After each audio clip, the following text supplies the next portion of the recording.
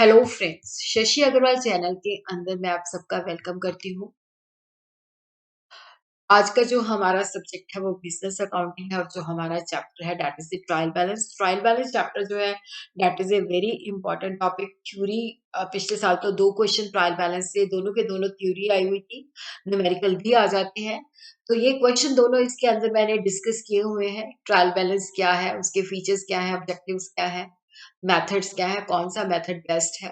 और अगर trial balance जो है सिंपली हमें अगर बैलेंसेस दिए हुए हैं तो हमने किस तरह से उसको बनाना है, क्या रूल्स लगाने हैं, तो वो इस वीडियो के अंदर आपको सारा मिल जाएगा। तो ट्रायल बैलेंस का जो थ्योरेटिकल पार्ट है सारा का सारा इस वीडियो के अंदर कवर हो जाएगा। अगर आपको मेरा ये एफर्ट सही लगता है तो डू लाइक माय वीडियो, इसको शेयर कीजिए, कमेंट कीजिए और मेरे चैनल शशि अग्रवाल को सब्सक्राइब कीजिए। So this is my app Edusum app, जिसको आप गूगल प्ले स्टोर से डाउनलोड कर सकते हो। ये commerce, economics and management students को काफी सारा फ्री स्टडी मटेरियल और काफी सारे फ्री मॉक टेस्ट प्रोवाइड करती है। इसी तरह काफी सारे अकाउंट्स, लॉ, इकोनॉमिक्स के स्ट्रक्चर कोर्सेज भी यहाँ पे अवेलेबल है। तो देखो, जब हम जर्नल के बाद जब हम लेजर के अंदर पोस्टिंग करते हैं तो लेजर की जब बैलेंसिंग होती है तो वहां पे कुछ डेबिट और क्रेडिट बैलेंसेस होते हैं, उनको लेके हम ट्रायल बैलेंस बनाते हैं। तो ट्रायल बैलेंस जो है that is the list of debit और credit balances which are taken from the ledger. और ट्रायल बैलेंस जब हम बनाते हैं तो इसके अंदर हम कैश का और बैंक का भी बैलेंस उठाते हैं कैश बुक से। तो ट्रायल बैलेंस बनता है जब हमारा लेजर के अंदर पोस्टिंग कंप्लीट हो जाता है और कैश बुक से। ट्रायल बैलेंस जो है बेसिकली ये डबल एंट्री सिस्टम का मतलब ये ऐसा कोई अकाउंट नहीं है, ये एक लिस्ट है, वर्किंग पेपर है। ट्रायल बैलेंस इज स्टेटमेंट जो हमें लेजर से और कैश बुक बैलेंसेस से जो हम बैलेंसेस लेके बनाते हैं। और ये जनरली जो है जब एक कुछ पीरियड सर्टेन पीरियड जब खत्म होता है, जैसे मान लो मंथली या क्वार्टरली या हाफ ईयरली, तो यहाँ पे हम स्टेटमेंट जो बनाते हैं जिसके अंदर हम जितने भी अकाउंट्स होते हैं उनके डेबिट और क्रेडिट बैलेंसेस लेके बनाते हैं। और हमारा यहाँ पे क्या है कि ट्रायल बैलेंस क्योंकि डेबिट और क्रेडिट बैलेंसेस को लेके बनाते हैं तो डेबिट और क्रेडिट जो है इक्वल होना चाहिए। और तभी हमें पता चलता है कि हमारा ट्रायल बैलेंस जो है और मैथमेटिकली जो है सही बना है। ट्रायल बैलेंस जो है एब्स्ट्रैक्ट और list of ledger account at specific date showing the debit and credit total of all the accounts. इसके 2 कॉलम्स होते हैं, debit amount and credit amount. Trial balance तभी बनाया जाता है जब हमारी लेजर के अंदर पोस्टिंग कंप्लीट हो जाती है। तो ट्रायल बैलेंस जो है that is the list of debit and credit balances which are taken from the ledger. और इसके अंदर कैश और बैंक के भी बैलेंसेस होते हैं। So what are the features of the trial balance? देखो, यहाँ पे जब हम ट्रायल बैलेंस बनाते हैं तो list of balances of the ledger account, जो लेजर अकाउंट के अंदर पोस्टिंग होती है वहां से जो बैलेंसेस आते हैं, चाहे वो डेबिट बैलेंस है चाहे वो क्रेडिट बैलेंस है, उसी तरह कैश बुक से हम कैश बैलेंस और बैंक बैलेंस उठा के इसको बनाते हैं। तो ये डबल एंट्री सिस्टम का पार्ट नहीं होता, तो ये एक वर्किंग पेपर है, लिस्ट है। और ये किसी भी डेट पे बनाया जा सकता है जब हमारे अकाउंट्स बैलेंस हो जाते हैं। और जनरली हम इसको कुछ पीरियड जब हमारा पीरियड खत्म होता है, जैसे मंथली बना सकते हैं, मंथ हमारा खत्म होता है या क्वार्टर खत्म होता है। और यहाँ पे हमारा डेबिट और क्रेडिट जो कॉलम है वो एक दूसरे के साथ मैच होना चाहिए। अगर वो मैच हो जाता है तो इट मीन्स कि हमारा जो ट्रायल बैलेंस है वो अर्थमेटिकली सही है। देखो, जब डेबिट और क्रेडिट्स टोटल कर जाता है तो ये कंक्लूसिव प्रूफ नहीं होता, क्योंकि कुछ ऐसे एरर्स होते हैं, अगर हो जाते हैं तो उसके बाद भी हमारा ट्रायल बैलेंस मैच कर जाता है, जो कि मैं अगली वीडियो के अंदर आपको बताऊंगी, वो भी क्वेश्चन आ चुका है। तो ये कंक्लूसिव प्रूफ नहीं होता, ये अर्थमेटिकल एक्यूरेसी को सही मतलब जब हमारा डेबिट और क्रेडिट मैच कर जाता है। और अगर हमारा डेबिट और क्रेडिट मैच नहीं करता तो इट मीन्स कोई ट्रायल बैलेंस के अंदर मिस्टेक है, कोई एरर्स है, तो उसको हम लोकेट करने की कोशिश करते हैं। जब हम ट्रायल बैलेंस बना लेते हैं तो उससे हमें जो फाइनेंशियल स्टेटमेंट्स है, ट्रेडिंग अकाउंट है, प्रॉफिट एंड लॉस अकाउंट है और बैलेंस शीट है, उसको बनाने में भी। तो ये ट्रायल बैलेंस का जो है फॉर्मेट है।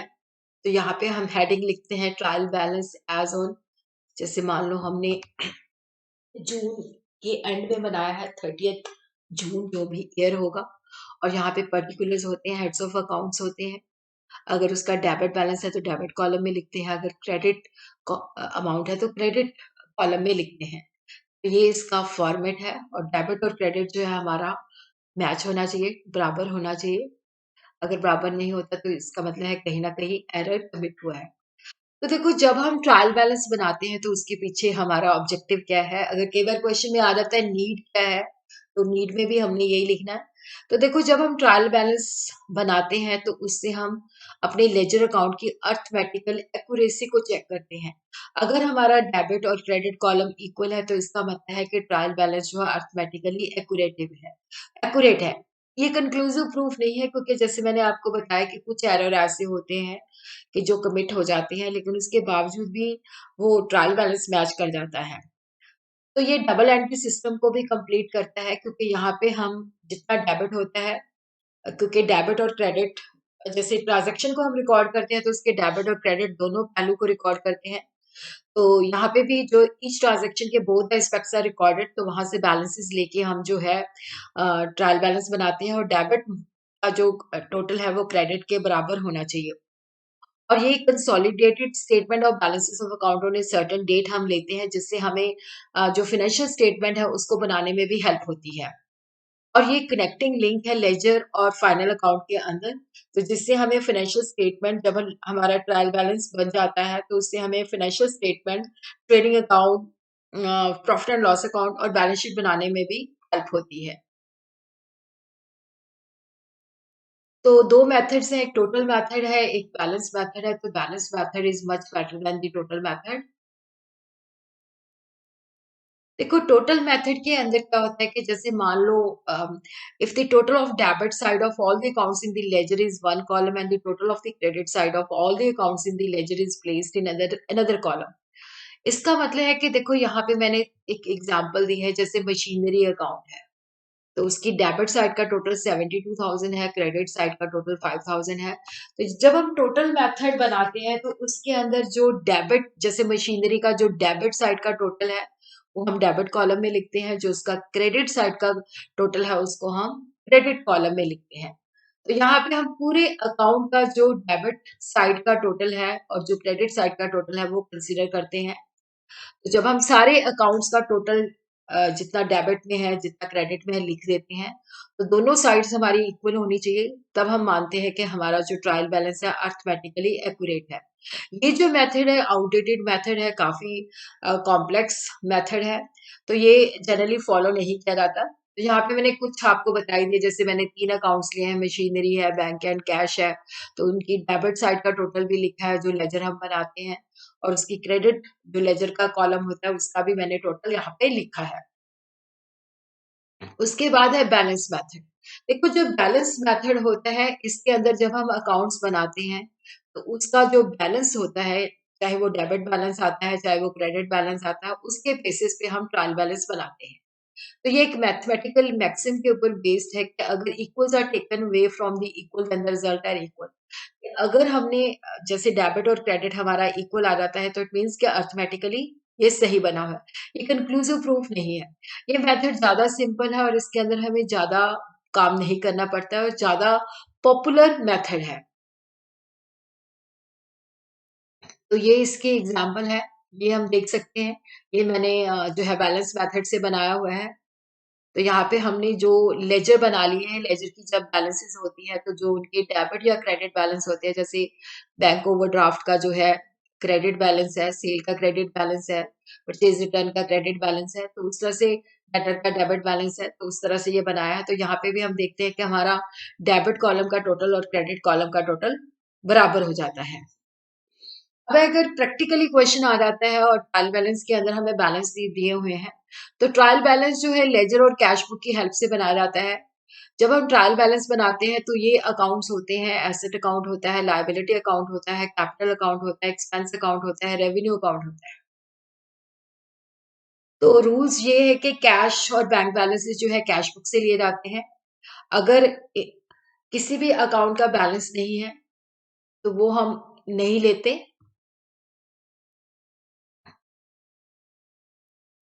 एसेट जो होते हैं डेबिट साइड पे होते हैं, लायबिलिटी जो है क्रेडिट कॉलम में आती है, कैपिटल क्रेडिट कॉलम में होती है, एक्सपेंस डेबिट साइड पे, रेवेन्यू जो है क्रेडिट साइड पे आता है। ये आपने हमेशा याद रखना है।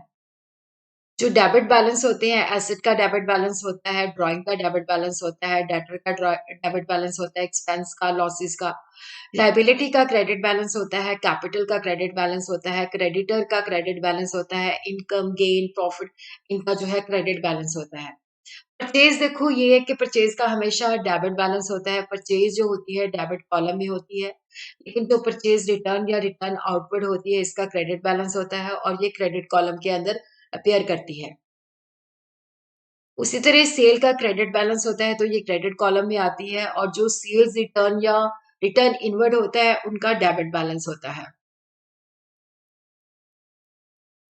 तो कैपिटल का हमेशा क्रेडिट बैलेंस होता है तो ये क्रेडिट साइड पे अपीयर करती है। इंटरेस्ट ऑन कैपिटल जो होता है उसका डेबिट बैलेंस होता है। बैंक लोन जो होता है, जो हमने बैंक से लोन लिया हुआ है, क्रेडिट बैलेंस होता है। जो इंटरेस्ट हम पे करते हैं वो डेबिट बैलेंस होता है। उसी तरह जो इनपुट जीएसटी होता है, चाहे वो सीजीएसटी है, चाहे वो एसजीएसटी है, चाहे आईजीएसटी है, उनका डेबिट बैलेंस होता है। और जो आउटपुट जीएसटी होता है उनका क्रेडिट बैलेंस होता है।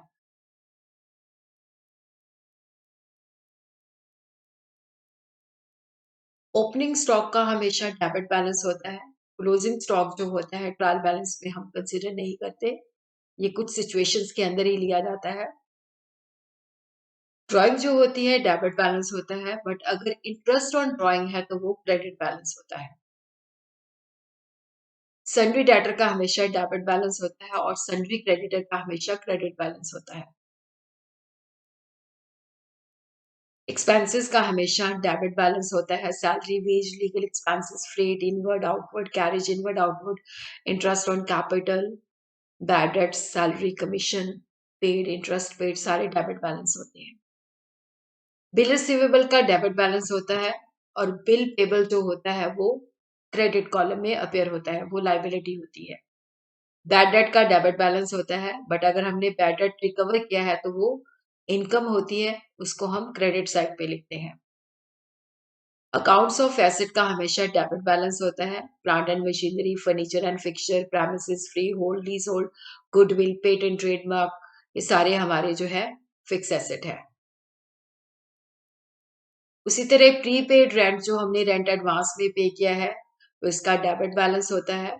अगर हमने लाइबिलिटी आउटस्टैंडिंग है, तो इंटरेस्ट आउटस्टैंडिंग है, सैलरी आउटस्टैंडिंग है, तो उसका क्रेडिट बैलेंस होता है। एक्रूड रेंट, अगर हमने कोई इनकम प्राप्त करनी है, ड्यू हो चुकी है, तो डेबिट बैलेंस होता है। बट अगर हमने कोई इनकम एडवांस में रिसीव किया है तो उसका क्रेडिट बैलेंस होता है। डिपॉजिट विद बैंक, अगर हमारा बैंक के साथ डिपॉजिट है या किसी और बंदे के साथ डिपॉजिट है तो डेबिट बैलेंस होता है। बट अगर किसी थर्ड पार्टी का डिपॉजिट हमारे पास है तो वो क्रेडिट बैलेंस होता है, क्योंकि वो लाइबिलिटी होती है। और उसी तरह इनकम, गेन और प्रॉफिट जो होता है उनका क्रेडिट बैलेंस होता है। जैसे profit on the sale of asset, interest, commission, dividend receive, तो ये सारे के सारे जो है रेवेन्यू है। तो उसी तरह बैंक बैलेंस जो है, इसका पॉजिटिव बैलेंस भी हो सकता है और नेगेटिव बैलेंस भी हो सकता है, क्योंकि अगर ये डेबिट बैलेंस है तो डेबिट साइड पे होगा। अगर ये बैंक ओवरड्राफ्ट है या क्रेडिट बैलेंस है तो ये क्रेडिट कॉलम में लिखेंगे। कैश हमेशा जो होता है, कैश इन हैंड, इसका डेबिट बैलेंस होता है। तो यहाँ पे हमें ये दिया हुआ है, तो उसके बेसिस पे हमने जो है ट्रायल बैलेंस बनाना है। तो पहले मैं आपको बता देती हूँ। देखो, जो बैंक ओवरड्राफ्ट है ये लाइबिलिटी है तो क्रेडिट बैलेंस है। सेल क्रेडिट है। परचेज रिटर्न जो है क्रेडिट बैलेंस है। डेटर जो है डेबिट है। कैपिटल जो है क्रेडिट है। परचेज जो है डेबिट है। कैश इन हैंड जो है डेबिट है। क्रेडिटर जो है क्रेडिट है। सेल्स रिटर्न जो है डेबिट है। इक्विपमेंट हमारा एसेट है तो डेबिट है। ओपनिंग स्टॉक हमने लेना है, डेबिट है। क्लोजिंग स्टॉक हमने नहीं लेना। तो इस तरह से हमने इसका जो है बैलेंस मेथड से बना लेना है। तो यहाँ पे हम देखते हैं कि ट्रायल बैलेंस का डेबिट और क्रेडिट जो है एक दूसरे के बराबर है, तो अर्थमेटिकली हमारा ट्रायल बैलेंस सही बना हुआ है।